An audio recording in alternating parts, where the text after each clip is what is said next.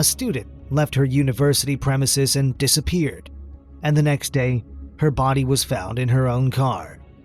The police didn't have a single lead. They had absolutely no idea who could be the killer. And only 47 years later, the name of the killer became known to the whole world. On September 15, 1972, the university students gathered in their dormitory to have a good time. Pamela lived in a house with her parents and her younger sister Sheila in the town of Terre Haute, so she only spent time in the dormitory when she wanted to hang out with friends before going home. On that fateful evening, the girl left the dormitory to repark her car. She told her friends that she would be back in a few minutes. No one saw her alive after that. At first, no one thought of anything suspicious. Her friends thought that Pamela had just gone home. But the next morning, the girl didn't come to work as she combined it with her studies. This worried her parents.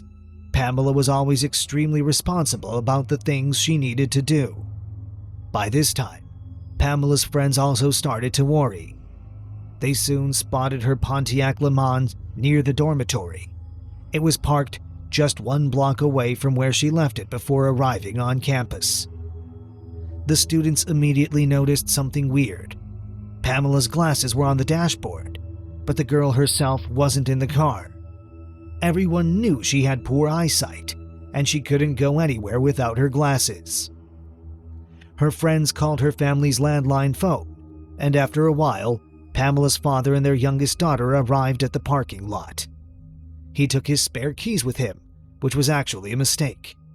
Of course, we can understand a parent who is worried about his missing daughter, but when her car was found, it would have been best to call the police and not to try to look for the answers on your own.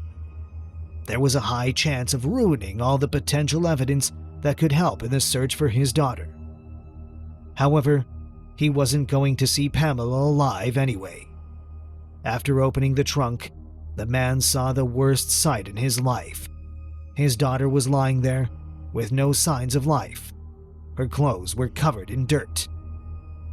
This incident shocked not only Pamela's parents, but also all the students of the university. The girl was going to leave the dormitory for only a few minutes, and no one could have imagined what would happen to her. In addition, her friends described Pamela as a calm, kind girl who never had any conflicts with anyone. Whoever the criminal was, he certainly couldn't have had a personal motive against Pamela. The police launched a thorough investigation, but they were unable to find any useful evidence or witnesses. The lead detective insisted on collecting soil samples and other clues that covered the girl's body. In those years, it was absolutely useless. No laboratory in the world was able to conduct a DNA test with that kind of evidence. But the detective made his decision because he thought of the development of science in the future. It's a fairly common practice to store evidence that is useless right then and there. No one knows when it might finally become useful. The police recreated the events of that evening, tried to isolate the suspects, but everything was useless. They literally had nothing to cling to. Pamela just went out for a few minutes, and an unknown criminal murdered her. Whether they were waiting for the girl, whether they knew her, the police didn't have an answer to all these questions. After some time, the first suspect suddenly appeared, Robert Wayne Austin. He was arrested for attacking several female students on Pamela's university campus, but none of those cases were murders. The way the police saw it, Austin was perfectly capable of killing Pamela. We can see that the time and place match perfectly, but the detectives hadn't been able to prove his involvement. There wasn't a single piece of evidence linking Austin to Pamela. After the police worked out all the possible theories, he was no longer considered a suspect in this case, and it became a cold case again. 36 years have passed. The police chief at the police station was already different. He was this young and ambitious Sean Keane, who immediately gave all of his subordinates one cold case to solve. Keane believed that a fresh perspective could help find what detectives might have missed in the past. Keene himself didn't want to just sit around. He wanted to work on real crimes instead of sorting through pieces of paper in his office. Because of that, he personally took up one of the county's most mysterious cases, the case of Pamela Milam. The details of this crime were on the sheriff's mind all the time, so he started to investigate not only at work, but also in his free time. At the end of his working day, he took the documents to the car, drove home, and continued to study them. First, he tested DNA samples collected in 1972 and compared them with data from Robert Austin. No matches.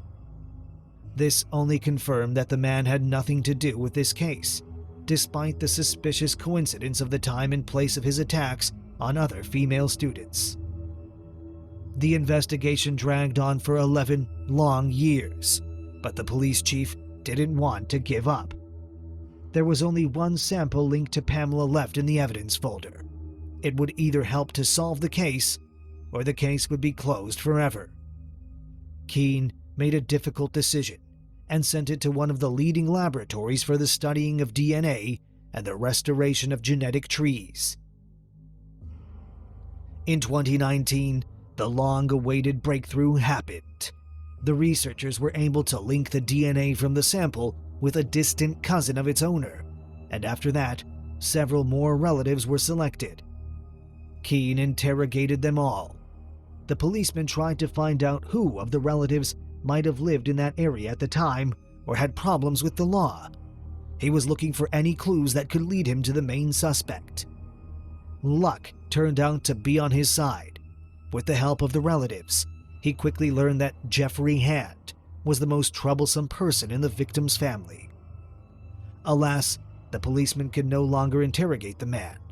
Hand died a long time ago, but it was possible to confirm or deny his involvement in the crime without the presence of the suspect. His DNA sample was enough. The detective ran the test and received the long-awaited confirmation. The samples matched. It took 47 years to get closer to solving this terrible mystery. But who is this Jeffrey Hand? At the time of the crime, he was only 23 years old. In Terre Haute, the guy was just commuting to work. He delivered audio cassettes and traveled to 2 states. He used to live in this town and was familiar with the university campus. He didn't raise any concerns or questions there. The young man was about the same age as hundreds of other students, so no one remembered him when the police was looking for Pamela's killer. We will never know how the events of that evening unfolded. Perhaps he just saw a student and attacked her. But one thing we can know for sure, this is far from his only crime. A little less than a year later, Hand attacked a married couple who hitchhiked for a ride. At first, he wanted to rob them, but the events got out of control. Hand murdered the man, and his wife managed to escape and call for help. The police arrested Hand almost immediately.